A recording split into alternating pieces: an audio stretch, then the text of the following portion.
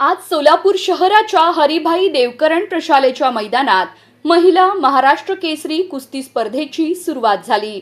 या स्पर्धेचे उद्घाटन आमदार सचिन कल्याण शेट्टी, आमदार देवेंद्र कोठे, महापौर विनायक कोंड्याल यांच्या हस्ते करण्यात आले। यावेळी शहरातील नागरिकांचा उदंड प्रतिसाद या स्पर्धेला पाहायला मिळाला।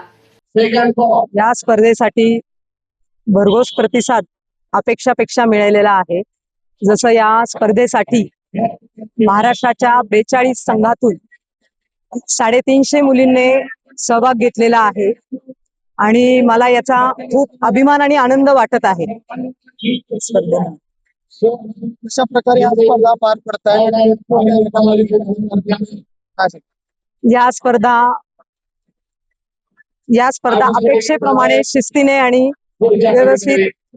व्यवस्थित पद्धतीने पार पडू लागलेल्या आहेत। सकाळपासून या मुलींच्या सगळ्या जे वेट असेल, यांचं मेडिकल रिपोर्टिंग असेल, सगळ्या गोष्टी या एकदम शिस्तीने प्रॉपर पद्धतीने झालेल्या आहे।